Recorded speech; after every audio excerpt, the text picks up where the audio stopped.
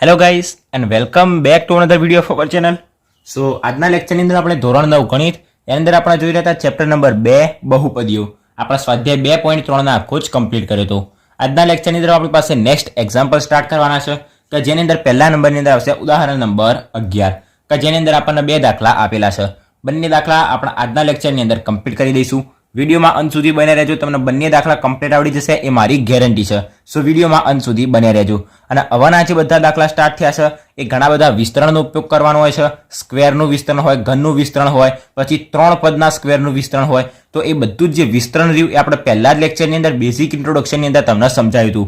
હું તમને રિક્વેસ્ટ કરીશ કે તમે પહેલું લેક્ચર એક વખત જોઈ લેજો કે જેથી તમને હવાના જે બધા દાખલા આવશે એની અંદર કોઈ તકલીફ ના પડે. બરાબર, તમારા લિંક એ વિડીયોની લિંક તમને ડિસ્ક્રિપ્શન બોક્સમાં મળી જશે, તમે એ વિડીયો જોઈ લેજો. બરાબર, આજના લેક્ચરની અંદર આપણે ઉદાહરણ નંબર 11 સ્ટાર્ટ કરીએ.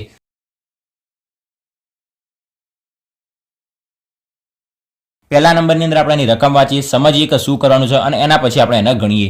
આપણને કીધું છે કે યોગ્ય નિત્યસમનો ઉપયોગ કરીને નીચેના ગુણાકાર મેળવો. આજે આપણને બે પદ આપેલા છે x+3 અને x+3. શું કરવાનું છે? આપણે એનો ગુણાકાર કરવાનો છે.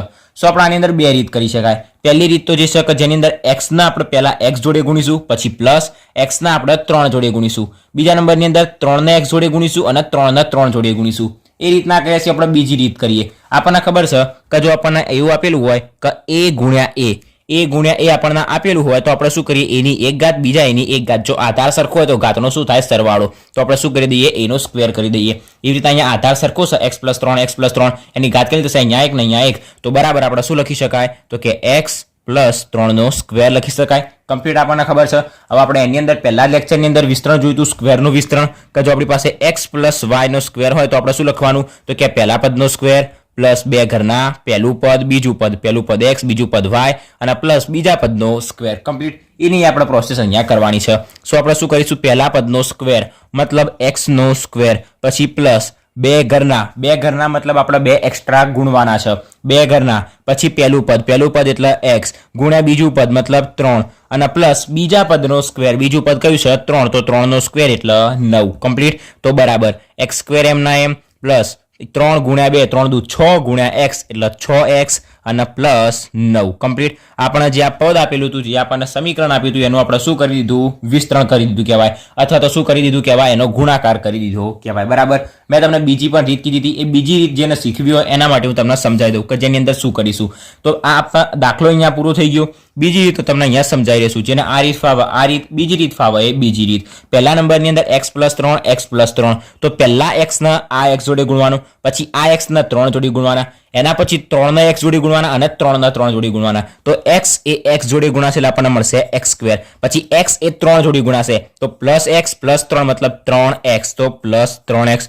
હવે આ જે x ના બંને સાથે ગુણી દીધું, હવે આપણે આ 3 ના બંને સાથે ગુણીશું. તો 3 ગુણ્યા x એટલે 3x, તો પ્લસ 3x અને પ્લસ પ્લસ એટલે પ્લસ અને 3 તરી થશે 9. તો બરાબર x² એમના એમ 3x પ્લસ 3x એટલે 6x અને પ્લસ 9. બરાબર, બંને એકદમ સિમ્પલ અને સરળ રીત છે. તમને જે અનુકૂળ લાગે, જે તમને સારી લાગે, તમને સરળ પડે એ તમે રીત કરી શકો. બરાબર, નંબર 1 અહીંયા શું થઈ ગયું? કમ્પ્લીટ થઈ ગયું. નેક્સ્ટ આપણે જોઈએ નંબર 2. નંબર 2 ની અંદર આપણે આ રીતનો ઉપયોગ કરવો પડશે. બરાબર, કારણ કે x+3 નો સ્ક્વેર આપણને એની અંદર મળશે નહીં. શું આપ્યું છે નંબર 2 ની અંદર? x-3 અને x+5.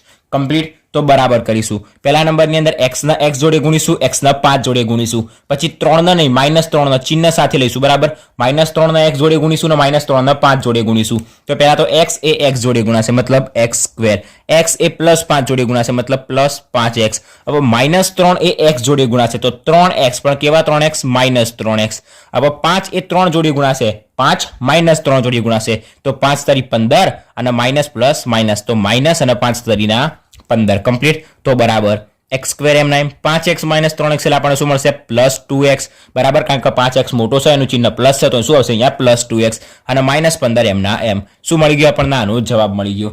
સો આપણને બીજાનો જવાબ શું મળ્યો? x - 3 ગુણ્યા x+5 નો જવાબ આપણને મળ્યો x² + 2x - 15. એકદમ સરળ અને ખૂબ જ સિમ્પલ દાખલો. તો બરાબર, આપણો ઉદાહરણ નંબર 11 અહીંયા શું થઈ ગયો? કમ્પ્લીટ થઈ ગયો. હવે આપણે જોઈ લઈએ એક વખત ઉદાહરણ નંબર 12. ઉદાહરણ નંબર 12 પણ એકદમ સિમ્પલ છે. હેડિંગ મારી દઈએ એક્ઝામ્પલ નંબર 12.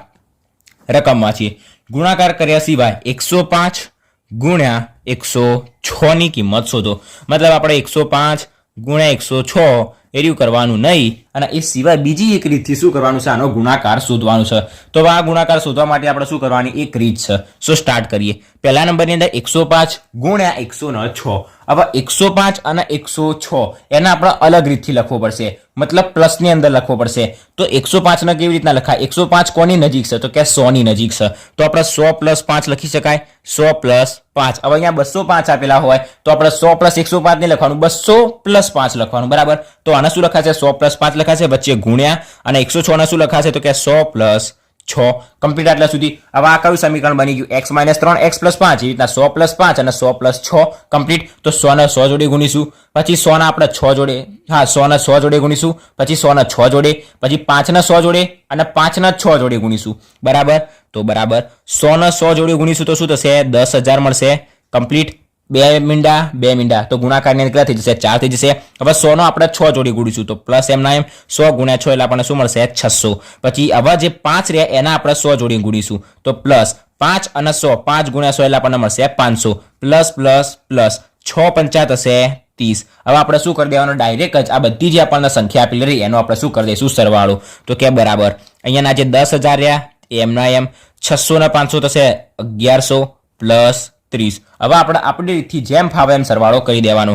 કઈ સંખ્યા છે? 10,000, એકની પાસે 4 મીંડા, એ સિવાય 1100 અને આપણી પાસે 30. આનો સરવાળો આપણે જાતે કરવાનો. તો 0 0 એટલે 0, 3 0 0 3, 1 ને 0 1, 1 ને 0 1 અને અહીંયા એકલો 1. તો શું મળશે આપણને? 11,130. તો બરાબર કરીને આપણે જવાબ લખી દઈશું 11,130. આ રહ્યો આપણો શું આવી ગયો? જવાબ. અને આપણે કરી દઈશું બ્લોક. કમ્પ્લીટ. આવા દાખલા આગળ આપણને સ્વાધ્યાયની અંદર પણ આપેલા છે અને ઉદાહરણની અંદર પણ આપેલા છે.